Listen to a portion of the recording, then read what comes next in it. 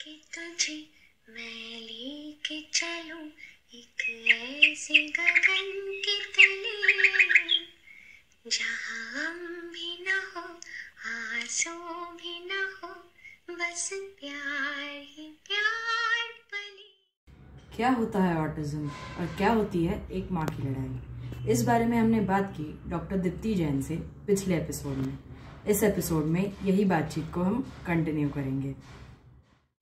एक वर्ड आता है सोशल एक्सपोजर या नेचुरल एक्सपोजर। राइट। जैसे आपने कहा कि समुंदर है, समुंदर देखना है, बर्फ देखना है, या जंगल पेड़ पौधे देखना है, तो ये एक्सपोजर इन बच्चों को देना कितना जरूरी है, ऐसे आपको लगता है? आपने आदि के लिए आपने पहले भी कहा कि मैं उसको बहुत जगह लेके जा चुकी हूँ, तो क्या फर्क आपको दिखाई दिया इन सारे एक्सपोजर्स आदि को देने के बाद में? So for anyone, be it autistic or normal, nature is the best teacher for any of us. And for these kids, it acts as a therapy also, according to me, in many aspects. सबसे पहला, अगर हम जो इनकी एक sensory integration therapy एक बहुत important aspect है ऑटिज्म का, अगर हम एक रूम में बैठकर जब हम थेरेपी स्टार्ट करते हैं तो इनको बॉडी को अलग अलग टेक्सचर से ब्रश किया जाता है, इन्हें अलग अलग टेक्सचर, टेस्ट, मोशन से एक्सपोज किया जाता है। और कब तक एक या दो रूम के थेरेपी सेंटर के अंदर हम वो एक्सपोजर्स देंगे? अगर वही सारे एक्सपोजर्स हम इनको समंदर की रेत, उनकी लहरें, पहाड़ की स्नो, हिल का मडी टेक्सचर या वो उतार चढ़ाव, इन सब से दे सकते हैं। So for me it is the best sensory exposure that anyone can give their child, nature. तो एक एस्पेक्ट तो सॉर्ट होता है सेंसरी एक्सपोजर। दूसरा, जब हम लर्निंग की बात करते हैं तो इनकी दुनिया बहुत सीमित होती है एक अपने ही शेल में, इनकी सोच समझ का दायरा, इनके शब्द बहुत लिमिटेड होते हैं।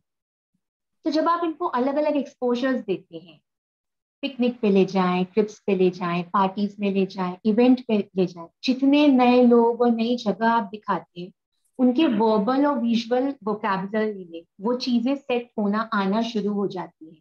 When they imagine, they can imagine flight से गया था, ट्रेन से गया था, माउंटेन्स पे गया था। वो जो this is mountain, this is mountain हम उनको बुक्स में पढ़ाते हैं, लेकिन actually relate now the bigger picture. Okay, this is the mountain, these are the valleys, this is the river, अभी बुक में पढ़ा था, now actual this is the river।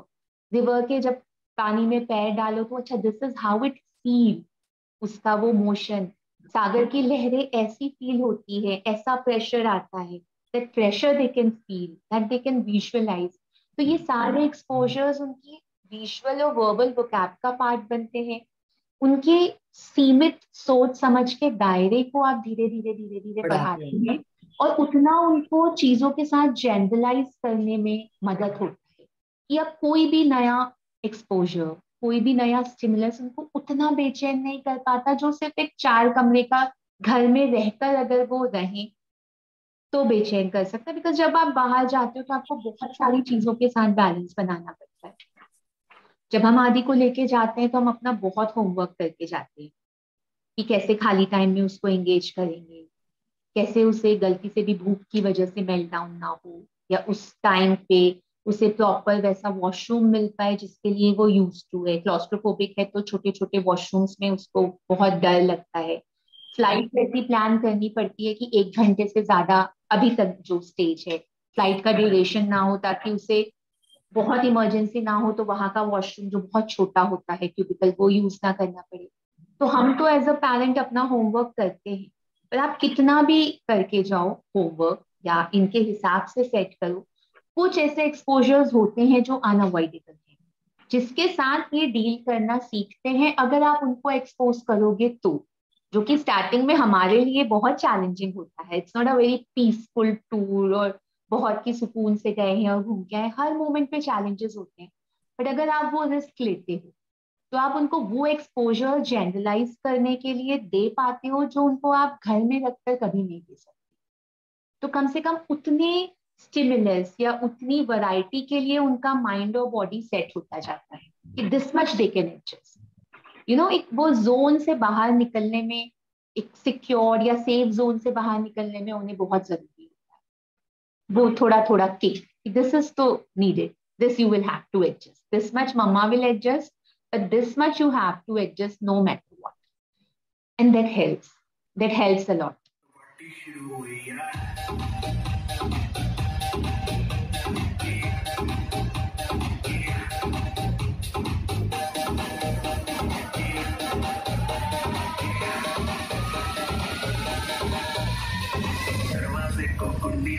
कोई न बच के जाने पाए, डीजे को समझा तो म्यूजिक गलती से भी रुक ना जाए। पर्सनल लेवल पे ये कितना चैलेंजिंग होता है एक माँ के लिए या पेरेंट के लिए, ऑटिज्म की इस दुनिया को देखने और समझने के बाद। क्योंकि आपसे जब बात करती हूँ तो आपका होमवर्क बहुत ही पक्का नजर आता है। ये हर माँ के बस की बात मुझे नहीं दिखाई देती है, क्योंकि जैसे आपके बारे में जो आपने बताया था, आप बाय स्टडीज तो एक डेंटिस्ट हैं, लेकिन आदि के ऑटिज्म के डायग्नोसिस के बाद में आपने वो काम किया ही नहीं है। तो ये हर माँ के लिए पॉसिबल है या नहीं ये मैं नहीं जानती, क्योंकि शायद उसे भी काम पे जाने की जरूरत पड़ती होगी। तो क्या हर एक माँ अपने बच्चे के लिए इतना टाइम निकाल पाती है कि वो उसको ये सारे एक्सपोजर्स दे पाए, या घूमने ले जा पाए, या कुछ अलग अलग चीजें दिखाने के लिए ले जा पाए? क्योंकि रोज की जीने की होड़ ही इतनी डिफिकल्ट है कि ये सारा करने का टाइम हर एक के पास होगा या नहीं, मैं सच में नहीं जानती। इसीलिए मैं ये पूछने की जरूरत कर रही हूँ कि ये कैसे पॉसिबल है। फर्स्ट ऑफ ऑल तो हर मदर मेरे एक्सपीरियंस में उतनी ही स्ट्रांग है और उतनी ही डिवोटेड है। मेरे लिए जब आदि का डायग्नोसिस हुआ एंड मुझे अपना करियर छोड़ना पड़ा, जिसके लिए बहुत मेहनत भी की थी, डेंटिस्ट बनने, पढ़ाई भी बहुत की थी, बहुत शिद्दत से मेहनत की थी और लगता था कि बहुत अच्छी डॉक्टर बनूंगी भी। मुझे छोड़ना इसीलिए पड़ा कि बैक देन, लाइक 12 साल पहले जब आदि का डायग्नोसिस हुआ था, ना तो हमारे यहाँ उतना अवेयरनेस था, इंटरनेट का बूम नहीं था, तो मुझे नॉलेज गेन करना बहुत डिफिकल्ट था। मेरा बहुत लंबा टाइम बहुत ऑर्गेनाइज्ड वे में मेहनत करने में नहीं निकला है, बहुत डिसऑर्गेनाइज थी मेरी इनिशियल जर्नी। धीरे धीरे जब लगा, आदि बताना चाहूंगी कि उसे सिर्फ नॉर्मल स्कूल में एडमिशन नहीं मना किया गया, क्योंकि उसके चैलेंजिंग बिहेवियर इश्यूज थे। तो जो इंदौर में कुछ 1-2 स्पेशल स्कूल्स थे, वहां से भी उसे एडमिशन डिनाई किया गया था, बिकॉज हर कोई मैनेजेबल स्पेशल किड्स के साथ डील करना चाहता है, जहाँ चैलेंजेस उतने ज्यादा ना हो। उस समय उसके चैलेंजेस ज्यादा थे, but that rejection acted as a boon for me, क्योंकि वहीं से मेरी एक्चुअल जर्नी इस दुनिया को समझने की शुरू हुई। कि जब मैंने कहा जब सब दरवाजे बंद हो गए, तो या तो मैं रो के बैठ सकती हूँ, या कोई दरवाजा, क्या मुझ में इतनी काबिलियत है कि मैं खुद अपने लिए कोई दरवाजा खोल सकती हूँ। तो ये जर्नी एक मदर के लिए स्पेशली बहुत ज्यादा ड्रेनिंग है हर एस्पेक्ट पे। मतलब मैं एग्जेजरेट नहीं करूंगी, लेकिन एक जो प्रेशर होता है मदर की, वो हम लोगों में कहा जाता है कि बॉर्डर पे लड़ रहे किसी सोल्जर से कम नहीं होता है। हम इतने सारे एस्पेक्ट में, मतलब हमारी दिन भर बच्चे को थेरेपी के लिए लेके जाना, स्कूल से, सोसाइटी से रिजेक्शन फेस करना, एक चैलेंजिंग बिहेवियर या हाइपर एक्टिव चाइल्ड को पूरे दिन घर पे मैनेज करना, उसके अलावा अपनी बाकी रिश्तों को, फैमिली को, करियर को बैलेंस में रख पाना, in a way it's kind of impossible if you are not properly supported. अधिकतर माएँ फाइनेंशियली डिपेंडेंट हो जाती हैं क्योंकि उन्हें करियर छोड़ना पड़ता है। तो हर एस्पेक्ट पे आपको एक मेजर सेटबैक को फेस करना पड़ता है, which initially is very draining kind of. आपको वो डिप्रेशन के जोन, मतलब हर बच्चे की माँ जितनों को मैं पर्सनली जानती हूँ या मेरी जर्नी, हम सब ने कहीं ना कहीं एक बहुत नेगेटिव फेज डील किया है। जब कहीं उम्मीद नजर नहीं आती थी, कहीं रास्ता नजर नहीं आता था, उस समय पता नहीं भगवान कहीं से कुछ ऐसे लोग, कुछ ऐसे रास्ते, कुछ ऐसे दरवाजे खोल देता है जहां से आपको धीरे धीरे एक धुंधली किरण दिखना शुरू हो जाती है। क्योंकि जब आदि को, जब नई नॉर्मल स्कूल में सेट हो पाया या मैं नहीं कर पाई, तो सोचा कि ठीक है, लर्निंग तो देनी है, एक्सपोजर देना है, let's send him to special school. फिर कुछ इसमें ऐसे बिहेवियर इश्यूज हुए कि वहां से भी मुझे डायरेक्ट इनडायरेक्ट बोला गया कि अभी तो सेट नहीं हो सकता, अभी हम नहीं रख सकते। मेरे लिए ये वाला फेज बहुत बहुत चैलेंजिंग था कि मतलब नॉर्मल स्कूल छोड़ो, वो तो स्पेशल स्कूल में भी सेट नहीं हो पा रहा है। उस समय मुझे एज अ मदर, हर मदर को पता होता है कि हमारे बच्चे की स्ट्रेंथ क्या है, कमजोरी क्या है। मुझे पता था आदि का बिहेवियर चैलेंजिंग है, लेकिन मुझे ये भी पता था कि इसमें लर्निंग पोटेंशियल है, इसमें जनरलाइज करने का पोटेंशियल है। लाइक एज अ मदर मुझे पता था, और मुझे ये भी पता था कि सो फार मैं शायद सही दिशा में काम नहीं कर पा रही हूँ, इसीलिए वो उसके पॉजिटिव एस्पेक्ट निखर के बाहर नहीं आ पा रही। उस रिजेक्शन के बाद मैंने बहुत इंटेंसली नॉलेज गेन करना शुरू किया। कुछ बहुत अच्छे बुक्स मिले पढ़ने को, कुछ थेरेपिस्ट से, क्लासेस से गाइडेंस लेना शुरू किया, कुछ कोर्सेज ऑप्ट किए जो मुझे इस दुनिया को समझने में और मददगार साबित हुए। लकीली इंटरनेट जब से हैंडी हुआ है हर घर का पार्ट, तो इंटरनेट के थ्रू एक बहुत बड़ा नॉलेज का सर्कल, एक बहुत बड़ा पेरेंट सपोर्ट ग्रुप जो मेट्रो सिटीज में था या डेवलप कंट्रीज में था, उनका पार्ट बनने का मौका मिला कि कैसे पेरेंट्स या मदर्स अपने लेवल पे आर क्रिएटिंग मिरेकल्स इन बच्चों के लिए। How knowledgeable they are, how empowered they are, and why मैं क्यों नहीं हूँ। वहां से जब एक लाइट मिलना शुरू हुई, जब इतना इंटेंसली नॉलेज गेन किया, उस नॉलेज को सिस्टमेटिक वे में घर पर होम प्रोग्राम्स के थ्रू इम्प्लाई करना शुरू किया, जब लगा कि इस सिस्टम से जो प्रोग्रेस आदि में मिल रही थी वो तो बहुत बहुत ज्यादा खुशी देने वाली थी कि now my child can read, he has the potential to read, he can read, he is able to write now, he is doing typing wonderfully. इन सबसे ज्यादा सेटिस्फाइंग और हिम्मत देने वाला जो जेस्चर था वो ये था कि मेरा उसके साथ एक ट्रू बॉन्ड बनना स्टार्ट हो गया था। उसको बहुत ज्यादा कंफर्ट और सेफ्टी मुझ में मिलने लगी थी, जो पहले नहीं वो बॉन्ड दिखाई देता था। वो फीलिंग समझ में आने लगी थी कि उसको समझ में आता था कि now mama understands my word, she understands me, she is trying to teach me but she is not pressurising me to perform.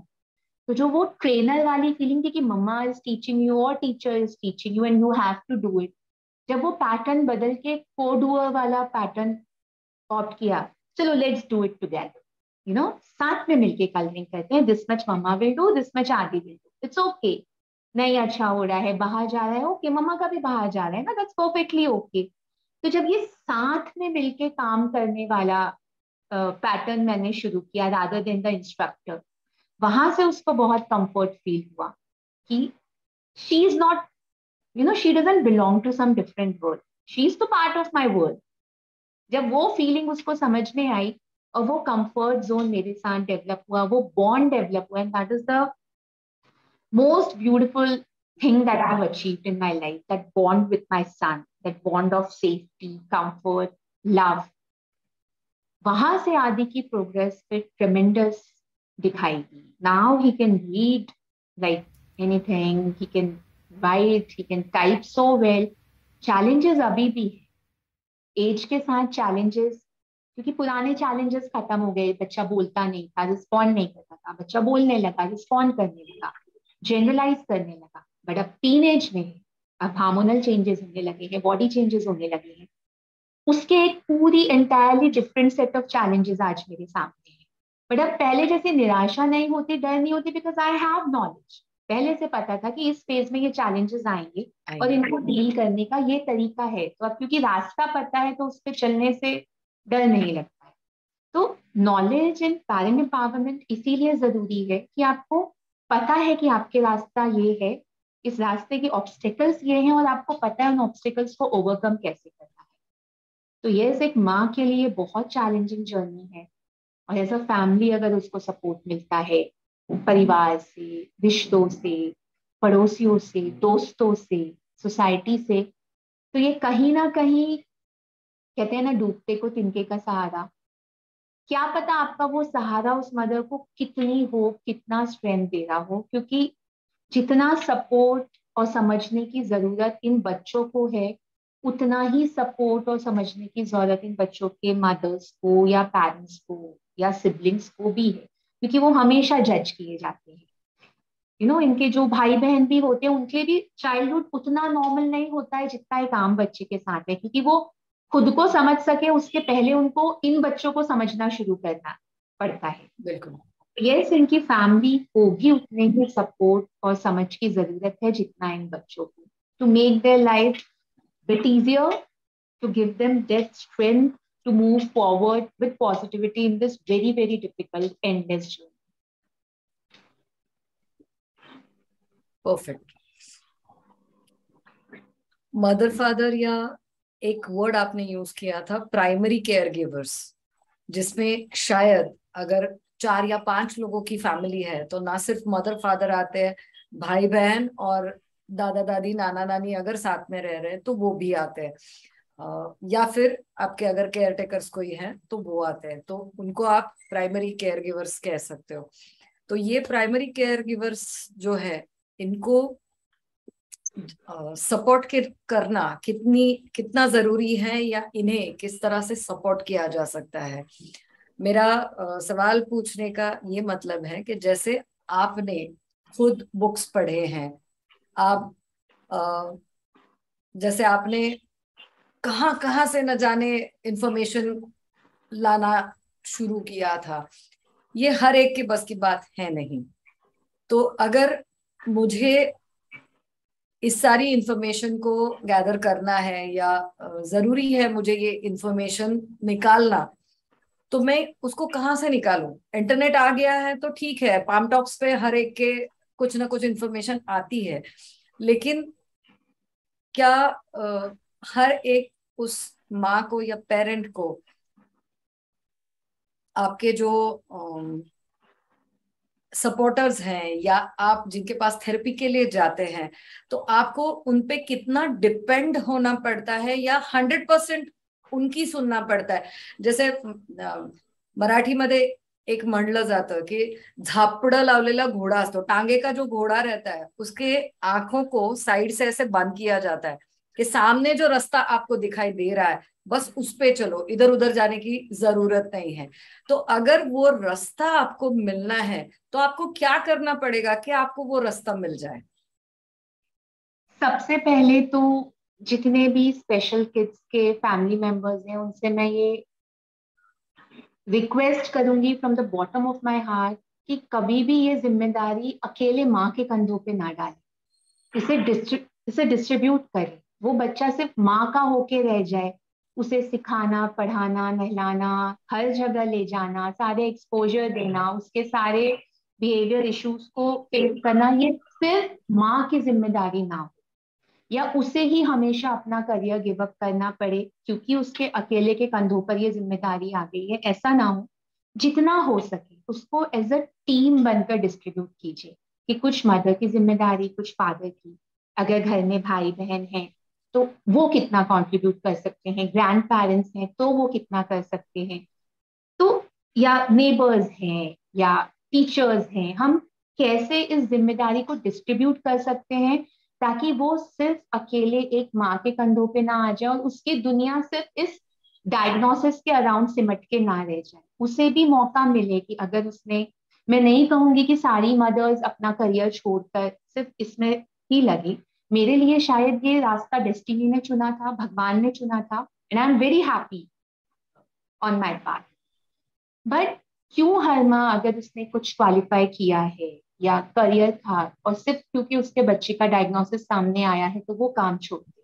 I am not saying कि आप बच्चे को पूरा छोड़कर काम करो, but there can always be a balance if we work as a team. अगर वो जिम्मेदारी सिर्फ माँ के कंधों पे ना आए तो अगर जितने भी फैमिली मेंबर्स हैं, अगर न्यूक्लियर हैं और सिर्फ मदर फादर साथ में होते हैं तो डिस्ट्रीब्यूट इट अमंग्स टू, अगर जॉइंट फैमिली या सिबलिंग्स हैं तो distribute among all of them, ताकि सिर्फ माँ उस बोझ के तले ना दब जाए। सेकेंडली, माँ या माता पिता दोनों या जो भी फैमिली मेंबर्स हैं वो अपने आप को मेंटली उतना स्ट्रॉन्ग रखें कि yes, this is our life now, this diagnosis has been handed over to us, it's not an easy journey but we are not alone। आप अपना सपोर्ट सर्कल डेवलप करें, अपने दोस्तों का, जो साथी पेरेंट्स हैं जो इसी जर्नी में आपके साथ हैं उनका, जो इस जर्नी में आपसे आगे हैं उनके साथ अपना एक रिश्ता बनाए जो आपको हर मोमेंट पे गाइड करेंगे। बिल्कुल। आज आप ये फेस कर रहे हैं, डरने की जरूरत नहीं है। मैं ये फेस कर चुकी हूँ, मैंने इससे ऐसे निकली हूँ, तो वो एक गाइडेंस आपको हमेशा रहेगा। आप कहते हैं ना कि आपकी जो स्ट्रगल की जर्नी है वो किसी और के लिए सर्वाइवल गाइड बन जाती है। बिल्कुल।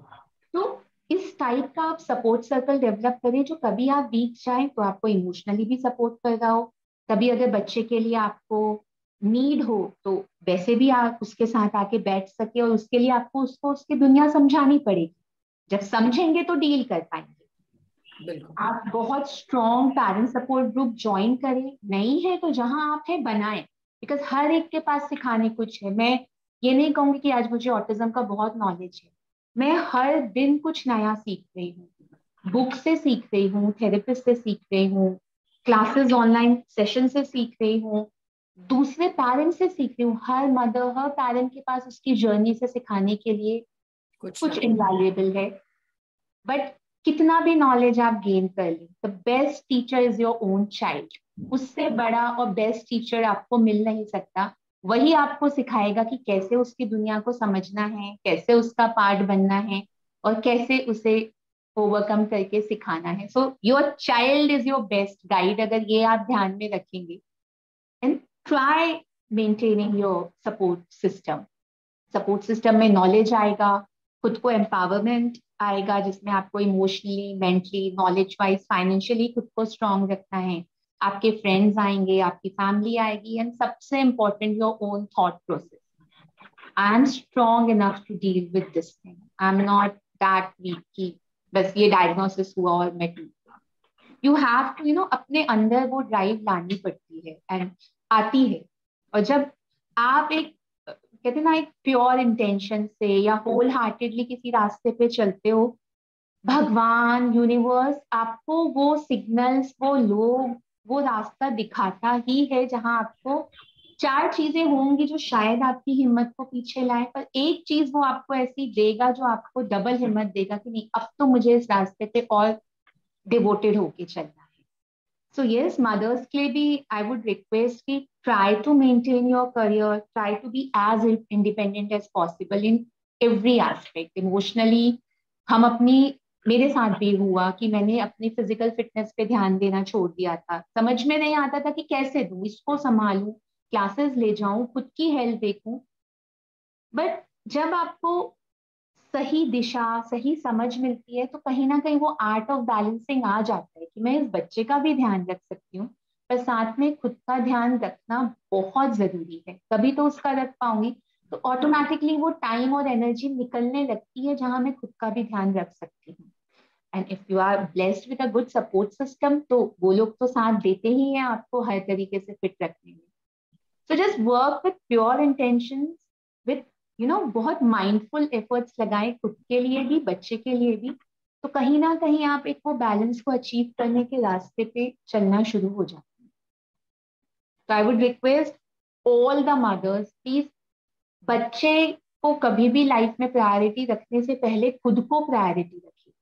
मुझे फिजिकली फिट रहना है, इमोशनली फिट रहना है, मेंटली फिट रहना है, तभी जो माई लाइफ है, माई किड, तभी मैं उसको सपोर्ट कर पाऊंगी. A weak body and mind can not support anyone. That I have learn from my journey. I was not this positive or this strong from day one. बहुत सारे obstacles, ups and downs ने यहाँ तक लाया, and that's why I try helping other mothers also. कि whatever little I have learned from my journey, अगर उससे किसी मदर या बच्चे को 1% भी मदद मिलती है या कंफर्ट मिलता है, सो शायद ये लाइफ का पर्पस कुछ हद तक मैं जस्टिफाई कर पाऊँ.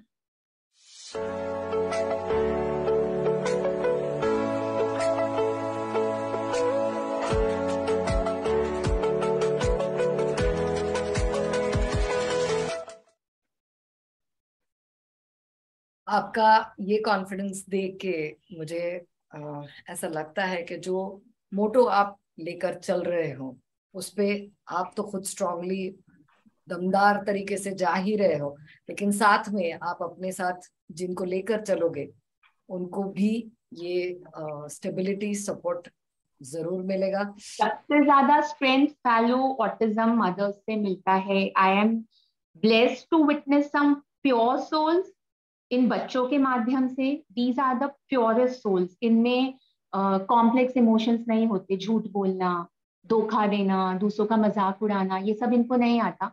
और ये इतने भोले होते हैं कि कोई उनको धोखा दे या उनका मजाक उड़ाए तो वो समझ भी नहीं पाते. तो ये स्ट्रेंथ एक तो इन प्योर सोल्स के साथ काम करने से मिलती है कि हम किस रेस में भाग रहे हैं. And these are so pure, जो मतलब दुख देना जानते ही नहीं है, धोखा देना, झूठ बोलना जानते ही नहीं है. एंड सेकेंड स्ट्रेंथ आती है जो स्ट्रॉन्गेस्ट, मेरे नजरिए से देखें, जो स्ट्रॉन्गेस्ट लिविंग बीइंग्स हैं इस दुनिया में मेरे नजरिए से, उनमें से एक है इन ऑटिस्टिक बच्चों की माएँ. I am blessed to have some wonderful friends जो इसी जर्नी में मुझे मिले. जब हम थेरेपी क्लासेस के लिए जाते थे, बैठते थे, वहां जो फ्रेंडशिप हुई मेरी, those are real assets for me, जिन्होंने हर मुश्किल समय में सहारा दिया, समझाया. और जब कोई दूसरी ऑटिस्टिक मदर सपोर्ट करती है तो आप उसको जज क्यों नहीं करते, क्योंकि आपको पता है she is bearing the same pain, and still अगर वो आपको सपोर्ट कर रही है, मतलब that is not support, that is something unconditional love. And कुछ बहुत अच्छे दोस्त मिले फैमिली से, मदर, मेरी मम्मी से, भाई भाभी से, या मेरी छोटी सी नीस है 6 साल 5 साल की थी, तब से उसको ऑटिज्म पूरा समझ में आता है कि वो आज 8 साल की है, 9 साल की, लेकिन भैया को संभाल सकती है. कुछ बहुत अच्छे दोस्त, पूजा, जिन्होंने मुझे आपसे मिलवाया, और भी कई बहुत अच्छे दोस्त हैं मेरे, कई हैं, मतलब जिन्होंने इस जर्नी में इतना सहारा, इतनी हिम्मत दी है हर मुश्किल समय में, कि शायद अकेले नहीं चल पाती अगर इतने सारे अच्छे लोगों का साथ और दुआएं और प्यार साथ नहीं होता.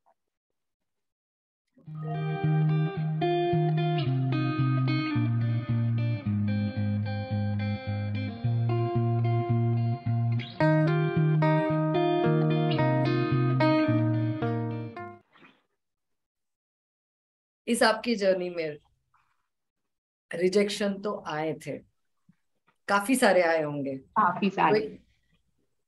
तो जब एक ऑटिस्टिक बच्चे के साथ आप रिजेक्शन फेस करते हो या आपने फेस किया है, तो उसको आपने किस तरह से डील किया? क्योंकि मेरा पूछने का मतलब ये है, क्योंकि आज अगर कोई इस इंटरव्यू को देख रहे हैं तो ये आपका जो प्रवास है, आपकी जो जर्नी है, वो अगर वो समझ पाए तो उनको भी इससे कुछ ना कुछ तो जरूर मिलेगा. पता नहीं वो क्या होगा, कोई पॉजिटिविटी होगी, कोई मेंटल सपोर्ट होगा, कोई किसी पेरेंट ग्रुप से जुड़ने की इच्छा उनमें पैदा हो जाए, या अगर बच्चे को वो जैसे उसके बिहेवियर की वजह से कहीं वो जोर से कोई फटका लगा रहे हैं उसको, तो वो स्टॉप करने की उनकी इच्छा हो जाए. कुछ भी अगर इससे बाहर निकल के आता है तो वो इन बच्चों के लिए ही अच्छा होगा. इसलिए मैं आपसे पूछने की कोशिश कर रही हूँ. मेरा पूछने का ये है कि रिजेक्शंस जब आपको उन बच्चों के साथ में देखने को मिलते हैं, सपोर्ट हो ना हो, तो डील किस तरह से किया जा सकता है, आपने इनको डील किया है, आपने रिजेक्शन सहे है, जैसे नॉर्मल स्कूल में से आपको रिजेक्ट किया गया, स्पेशल स्कूल में से भी रिजेक्ट किया गया, तो फिर आगे क्या, ये जो सवाल सामने आया था इससे आपने कैसे डील किया वो तो हमने बात कर ली। लेकिन काफी सारे ऐसे रिजेक्शंस, काफी सारे ऐसे चीजें हुई होंगी, किस तरह से आपने इनसे डील किया था?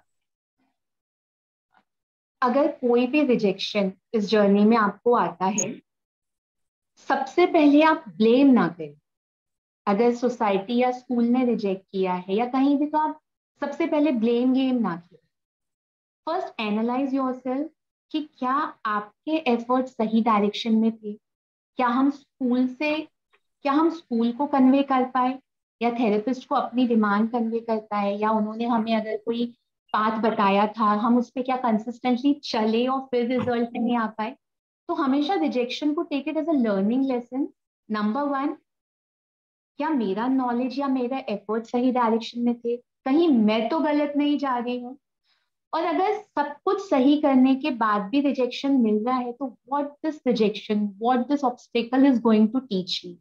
Maybe I'm pressurizing too much to adjust in normal school. He's not meant for that. We can always opt for homeschooling.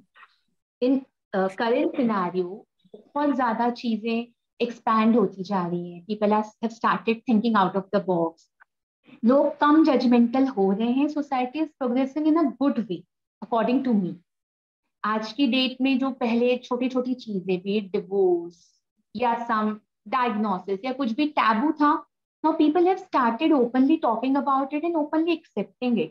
तो ये जो broad minded society बन गई है, in many ways it is really good. तो first rejection में समझें कि हमारे efforts में कहाँ कमी थी, उनको overcome करें।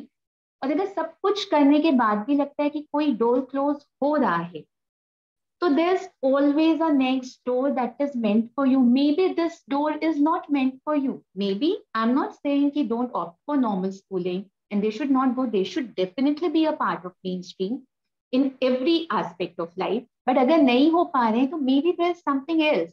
We can always opt for homeschooling.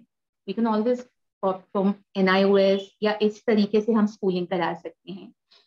Try your level best कि आपका career affect ना हो, आपकी नॉर्मल लाइफ ना हो। बट अगर अफेक्ट हो रहा है तो maybe the industry was not meant for me, maybe I was chosen for to walk on this path only, maybe that medical education was to understand कि मैं ये चीजें पढ़ के मेरे लिए इजी था समझना, क्योंकि मैं मेडिकल फील्ड से थी, तो दोस terms were not very alien और new to me.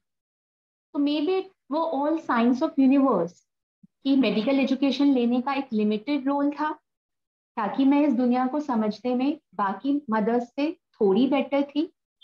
Maybe that was not meant for मी, शायद मेरी कॉलिंग यही थी।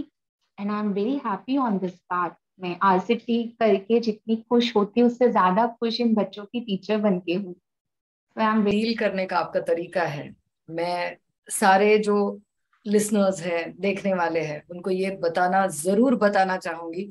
दीप्ति थ्रू आउट अपने करियर में टॉपर रही है, स्कूल में या डेंटिस्ट्री के उसके कॉलेज में वो थ्रू आउट उसने टॉप किया हुआ है। स्कूल में I was throughout topper, college में I was one of the best team students. अरे वन ऑफ द बेस्ट आप अभी भी हो, लेकिन वो एक बेस्ट करियर का जो ऑप्शन आपके पास सामने था, एक दरवाजा जो आपके पास खुला पड़ा था, उसको पूरी तरह से बंद करना और फिर एक नया दरवाजा खुद के लिए खोलना, ये इतनी आसान बात होती नहीं है। इसीलिए मैं एक जोरदार ताली आपके लिए बजाना चाहूंगी दीप्ति, सो मच, क्योंकि ये सच में हर एक के बस की बात नहीं होती है कि एक दरवाजा पूरी तरह से जो अपने बलबूते पे आपने खोला है, अपने स्टडीज के बलबूते पे, अपनी पर्सनालिटी के बलबूते पे आपने खोला है, उसको पूरी तरह से बंद कर दो और फिर कुछ नया ढूंढो करने के लिए। क्योंकि जब आदि को स्पेशल स्कूल से रिजेक्शन मिला था, then I promised myself and I have mentioned it, जब मैंने आदि's नेस्ट, जो कि इन बच्चों का एक एक्टिविटी सेंटर है जिसे हम autism acceptance and disability inclusion nest कहते हैं, where autism is accepted and disability is included, and this is their nest, this is their world.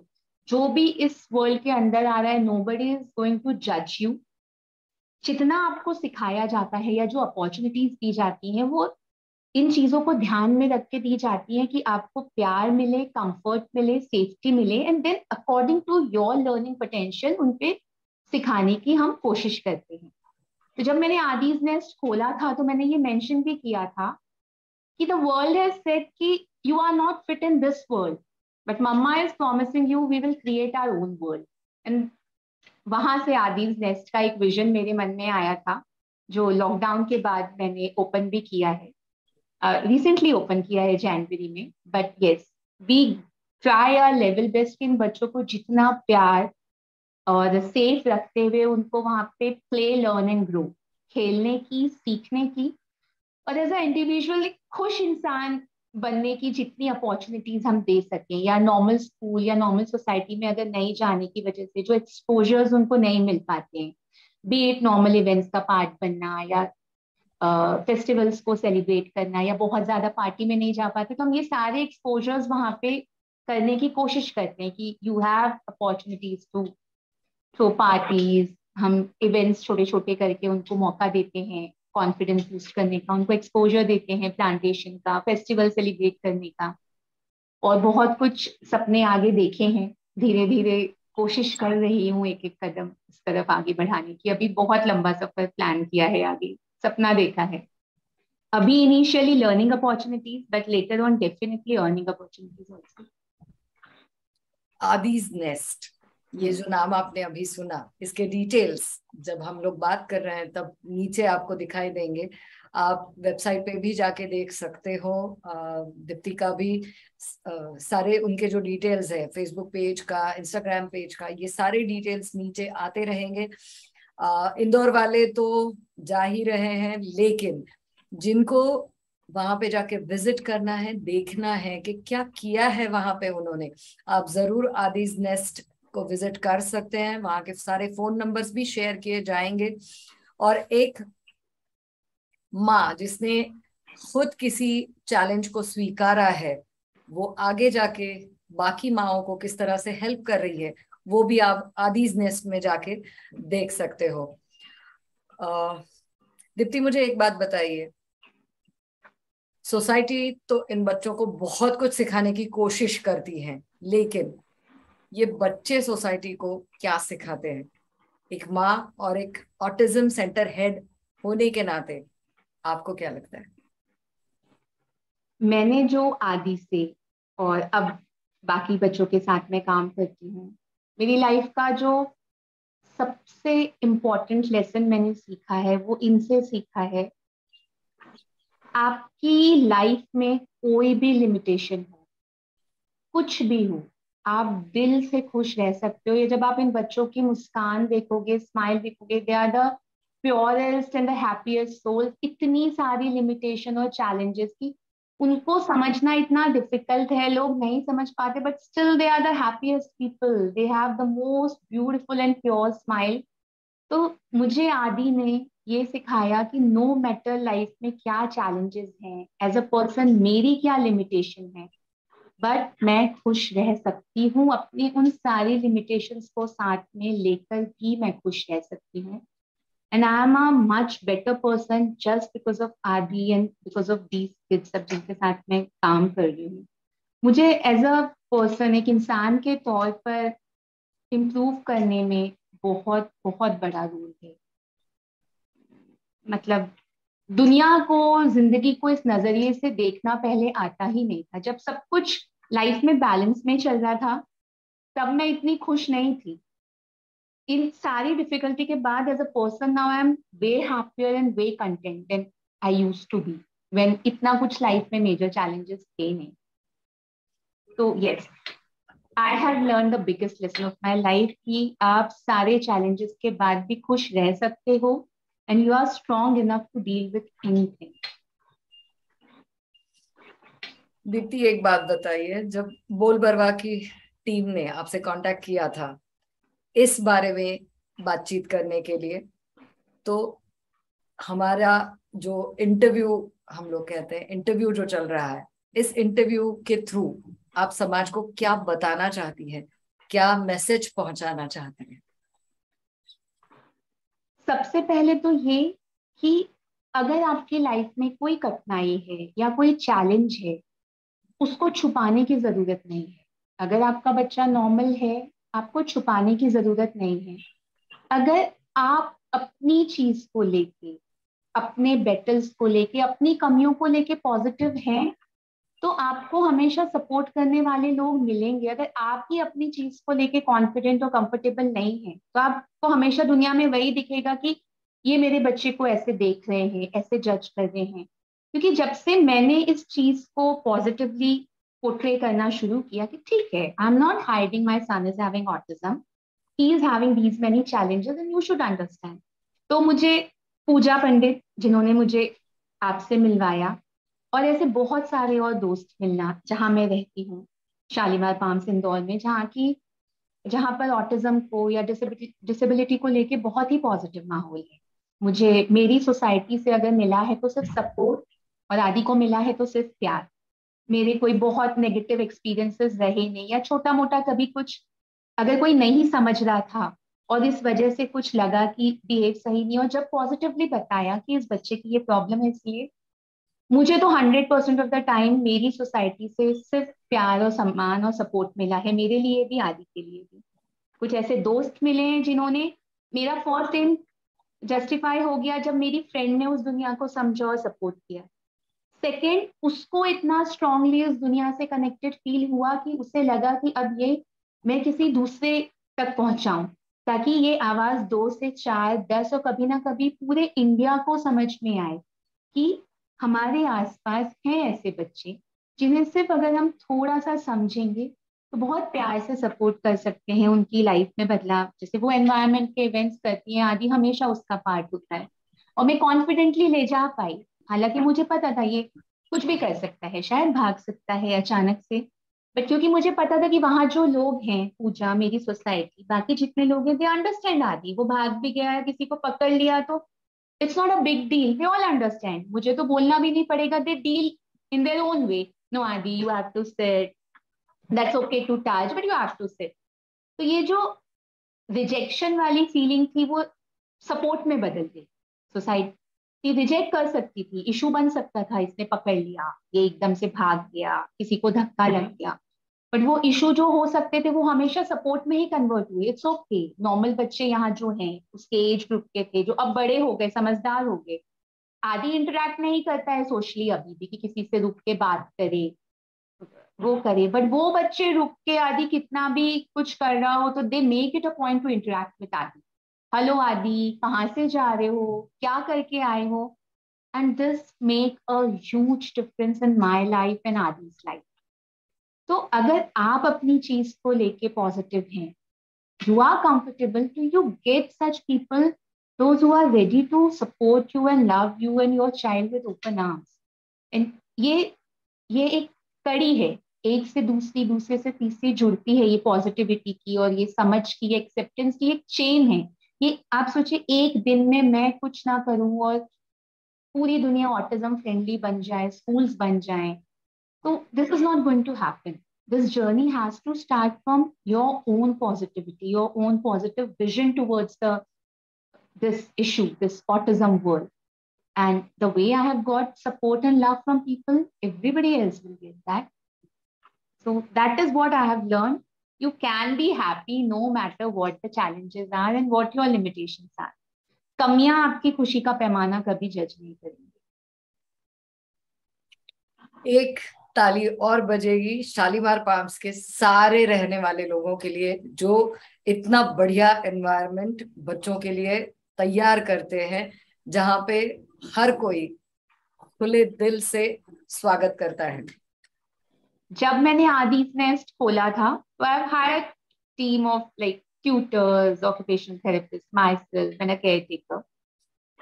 That were like just a handful of people. मुझे उससे कई गुना ज्यादा लोग बिना मेरे कुछ मांगे खुद से सामने आए कि we want to be a part of this world on a voluntary basis. We want to come and interact with these kids. या आप कुछ करें तो हम आना चाहेंगे इनके साथ।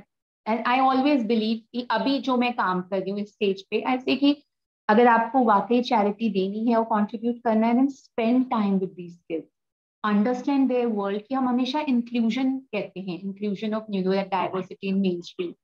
इंक्लूजन के दो मायने हो सकते हैं, एक इन बच्चों को समाज की दुनिया में लाना, दूसरा समाज को इनकी दुनिया में लाना। तो मुझे शालीमार पाम से, शालीमार पाम के बाहर से, मैं नाम इंडिविजुअल इसलिए नहीं ले पा रही हूँ कि ये इतनी बड़ी लिस्ट है, लेकिन मुझे इतने लोगों का, आज भी मेरे आर्टिफिस टीम में ये सारे वॉलंटियर्स एंड मेंटर्स हैं, those who are ready to support on a voluntary basis, कि इन बच्चों को नए नए लोगों से मिलने का मौका मिले। हर एक की एक बात करने की, इंटरेक्ट करने की शैली होती है, तो ये उतना जनरलाइज होंगे जितना नए लोगों से मिलेंगे। अगर किसी स्किल को लेके मुझे कोई वर्कशॉप कंडक्ट करना है, तो some are ready for plantation drive, some are ready to teach them in art, like artistic, अगर किसी का अपना फोटे है तो वो उस जोन में हेल्प करने तैयार है।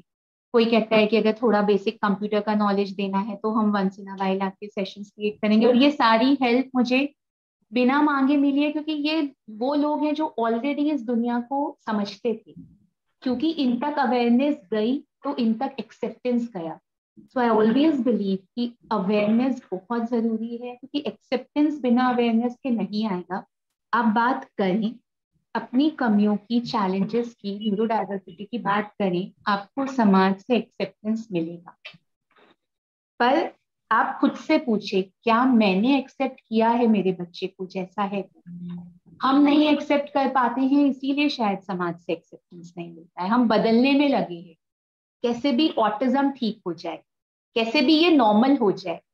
हम इस नजरिए से नहीं देखते कि ऑटिज्म उसका अपना तरीका है, उसे बदलने की जरूरत नहीं है, उसे सिर्फ धीरे धीरे सही दिशा में सिखाने की जरूरत है। आप उस बच्चे को बदलने का या ऑटिज्म को बदलने का जब तक सोच नहीं छोड़ेंगे, तब तक आप उस बच्चे को अनकंडीशनल लव एंड एक्सेप्टेंस नहीं दे पाएंगे। आपने एक वर्ड यूज किया था जब आपसे इनफॉर्मल बातचीत हुई थी, डिग्री जो आप लगाते हो वो है ऑटिज्म एडवोकेट। तो आपसे बात करते वक्त उस डिग्री का मायने पता चल रहा है कि ऑटिज्म एडवोकेट क्यों आप खुद को कह रहे हो। आप इतनी अच्छी तरह से इन चीजों को हम तक पहुंचा पा रहे हो कि केस समझना बहुत आसान हो गया है। Thank you so much Kamakshi ji, thank you. क्योंकि इस जो मैंने एक मिशन अपना बनाया है लाइफ में, ऑटिज्म अवेयरनेस एंड एक्सेप्टेंस को, इसके लिए आप जैसे लोगों का मिलना, इस टाइप के पब्लिक प्लेटफॉर्म्स का मिलना बहुत ज्यादा जरूरी है, ताकि धीरे धीरे समाज में अगर उनके आसपास या उनकी स्कूल में ऐसे बच्चे आते हैं, तो ज्यादा दिन रिजेक्शन वो एक बार सोचेंगे कि इनको सेट करने का तरीका है। या कई बार पेरेंट्स को लगता है कि अगर हमारे बच्चों के साथ इस टाइप के बच्चे होंगे तो शायद उन पे नेगेटिव इम्पैक्ट आएगा। तो आई होप कि ये सेशन उन गलत फहमियों को या गलत धारणाओं को हटाने में समाज से कुछ हद तक फ्रूटफुल साबित होगा। कि अगर नॉर्मल बच्चे, कोई भी ऐसे बच्चे या इंसान के संपर्क में, सानिध्य में रहते हैं जो उनसे कम है या अलग है, उन पे नेगेटिव इम्पैक्ट नहीं पड़ेगा, उन पे बहुत स्ट्रॉन्ग और बहुत पॉजिटिव इम्पैक्ट पड़ेगा। They will become a very good and happy human being, क्योंकि उन्हें पता है कि कमियां क्या होती हैं, उन्हें सपोर्ट कैसे किया जाता है, एंड उनमें वो कमियां नहीं है, that means how blessed they are.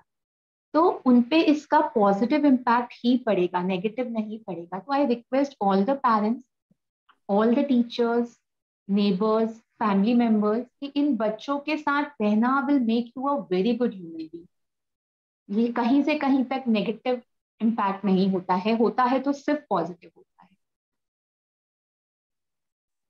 आदि के साथ ऑटिज्म की इस जर्नी ने आपको इन पर्सन क्या सिखाया? आप अपनी कमियों के साथ खुश रह सकते हैं, और खुशियां आपको मिलेगी नहीं। It's a conscious choice that you make every single day, that I have to be happy, I will be happy, and I will create my own happiness by my own hand. I'm not waiting someone else to make me happy or to support me. I am strong enough to create my own happiness for me and for my child. God has blessed me in that way. We all are blessed in that way. We can create our own happiness. We don't need to wait for someone else to create that. Navratri का season है, स्त्री शक्ति का एक बड़ा सा उदाहरण हम लोग खुद सामने देख रहे हैं। एक माँ जिसकी शक्ति बिल्कुल अपरंपार हो सकती है अगर वो ये पॉजिटिविटी खुद में लाए कि मेरा हैप्पीनेस सिर्फ मेरे हाथ में ही है, किसी और के हाथ में नहीं। थैंक यू दीप्ति, आज आप हमारे यहाँ आए, हमसे बातचीत की और ऑटिज्म की इस दुनिया के साथ हम लोगों का परिचय करवाया। Thank you so much, Kamakshi ji. Thank you, Pooja. And thank you, Bol Baba, your entire team. And I hope ये अवेयरनेस और एक्सेप्टेंस की जर्नी आप और जितने भी लोग आज मुझे सुन रहे हैं ये अपने अपने लेवल पे कंटिन्यू रखेंगे। Thank you so much. Thank you.